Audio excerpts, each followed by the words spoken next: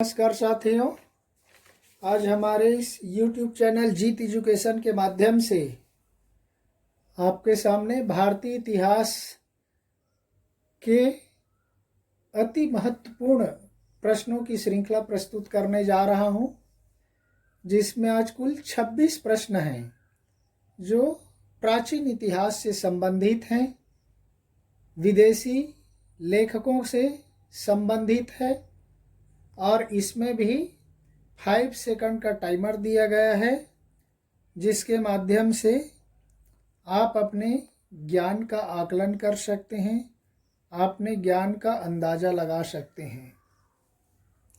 तो चलते हैं भारतीय इतिहास के इस महत्वपूर्ण प्रश्नों के श्रृंखला की ओर, जो आज दूसरा वीडियो है। चलते हैं प्रश्न नंबर 1 की ओर।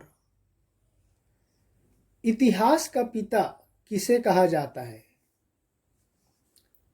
उत्तर हो जाएगा साथियों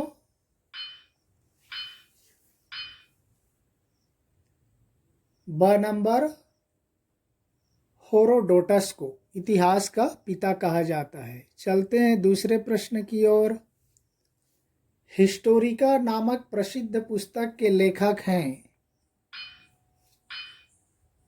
आप अंदाज़ा लगाते चलिए या टिक करते चलिए।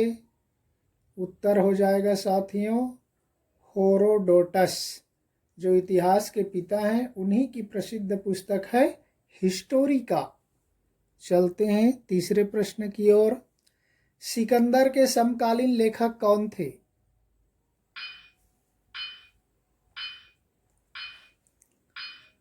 उत्तर हो जाएगा साथियों द नंबर, ये सभी नियार्कस, आनेसिकिड्स, अरिस्टोबुलास, ये तीनों सिकंदर के समकालीन लेखक माने जाते हैं। चलते हैं चौथे प्रश्न की ओर। सिकंदर के बाद के लेखकों में महत्वपूर्ण कौन था?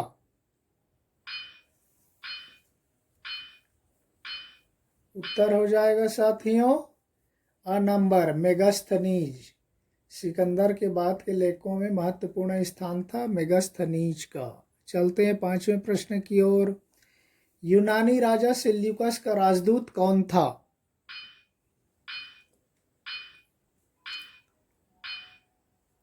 उत्तर हो जाएगा साथियों स नंबर, सेल्यूकस का राजदूत था मेगास्थनीज।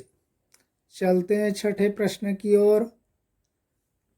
मेगास्थनीज ने करीब 14 वर्ष तक किसके दरबार में रहकर बिताया था?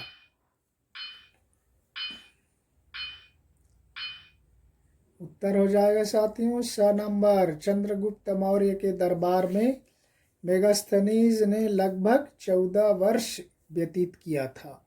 चलते हैं सातवें प्रश्न की ओर। इंडिका नामक ग्रंथ की रचना किसने किया था?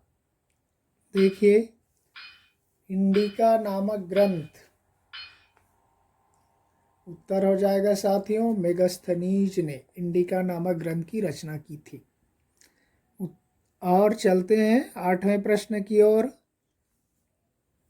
डाइमेकस, जो सीरियन नरेश अंतियोकस का राजदूत था, किसके राज दरबार में काफी दिनों तक रहा? देखिए, ये अति प्राचीन इतिहास से संबंधित है। द नंबर, बिंदुसार के दरबार में डाइमेकस, जो सीरियन नरेश अंतियोकस का राजदूत था, वो रहा था। चलते हैं 9वें प्रश्न की ओर। डायोनिसियस, जो मिस्र नरेश टालमी फिलाडेल्फस के राजदूत के रूप में किसके राज दरबार में काफी दिन तक रहा? देखिए क्या होता है।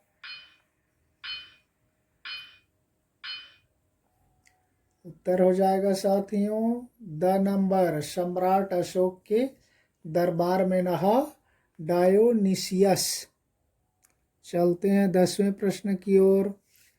चीनी यात्री फाहियान, आप सबको मालूम है फाहियान किसके समय 375 1415 में भारत आया था?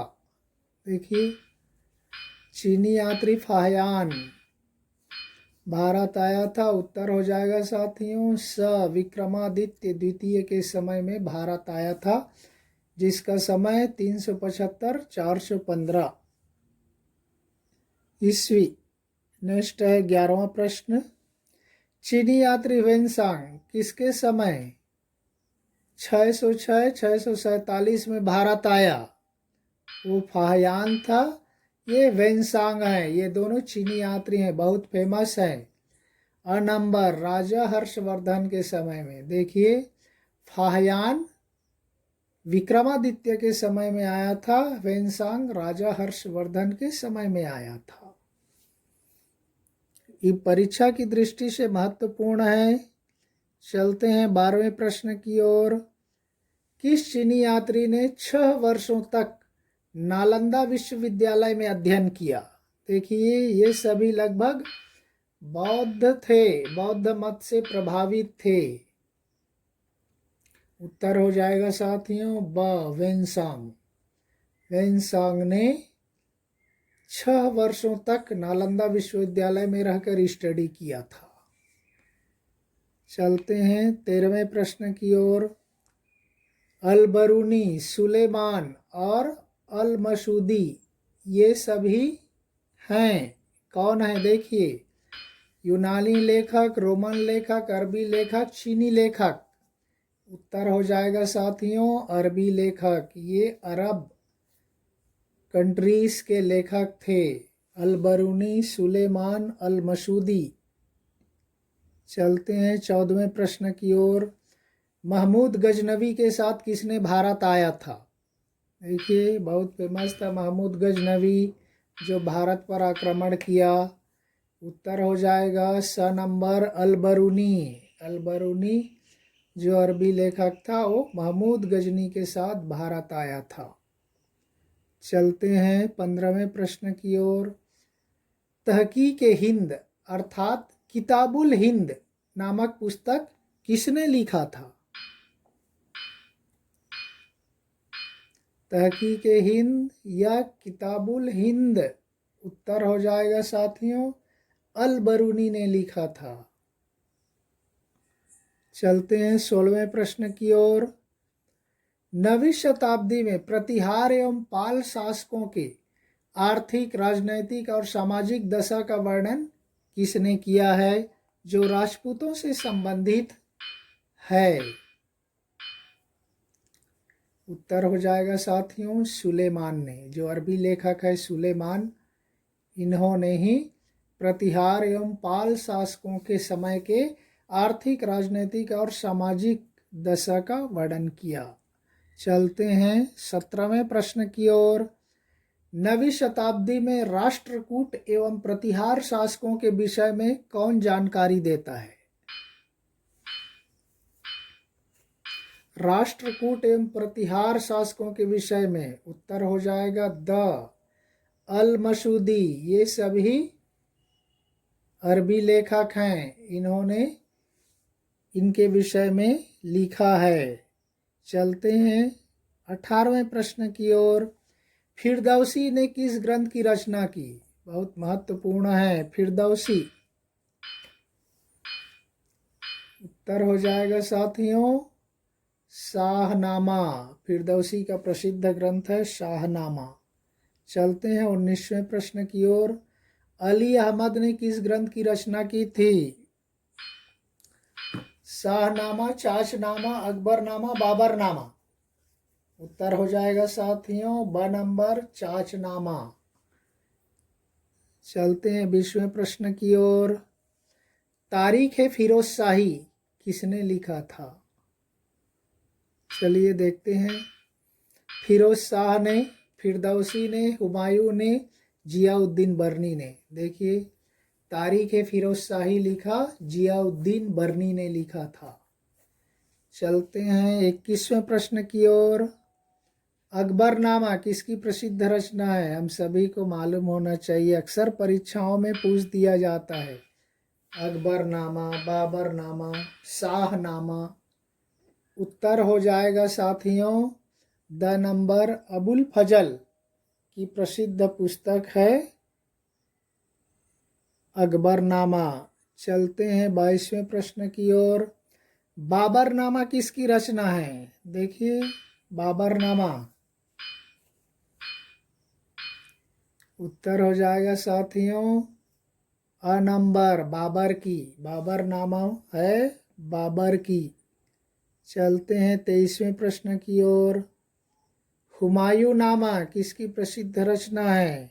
देखिए, अकबर की, सुलेमानी की, अबुल फजल की, गुलबदन बेगम की। हुमायूं नामा द नंबर गुलबदन बेगम की है। चलते हैं 24वें प्रश्न की ओर। हुमायूं का जन्म कहाँ हुआ था? देखिए, हुमायूं ने दिल्ली पर शासन किया। उत्तर हो जाएगा साथियों काबुल में, जो अफगानिस्तान की राजधानी है काबुल, वहाँ उनका जन्म हुआ था। चलते हैं 25वें प्रश्न की ओर। 13वीं शताब्दी में भारत आए सुप्रसिद्ध यात्री मार्को पालो कहाँ का था? देखिए, मार्को पालो या मार्को पोलो भी जिसको बोल देते हैं। उत्तर हो जाएगा साथियों ब नंबर, वेनिस, इटली का ये यूरोपीय यात्री था जो 13वीं शताब्दी में भारत आया था, मार्को पोलो। चलते हैं आज के 26वें और अंतिम प्रश्न की ओर। यूरोपीय यात्री वेनिस से आए मार्को पालो द्वारा दक्षिण के किस राजवंश के विषय में जानकारी मिलती है? देखिए, मार्को पोलो ने दक्षिण भारत के किस राजवंश के विषय में जानकारी लिखा? उत्तर हो जाएगा साथियों पांडव राज्य। पांडव राज्य के विषय में इन्होंने लिखा, इसके विषय में जानकारी है। तो ये है साथियों विदेशी भारतीय यात्री जो यहाँ आकर के भारत के विषय में लिखे, यहाँ के बारे में विश्व के लोगों को, अन्य देशों को बताया। इससे संबंधित महत्वपूर्ण प्रश्नों की श्रृंखला यहीं समाप्त होती है। तब तक के लिए धन्यवाद। जय हिंद।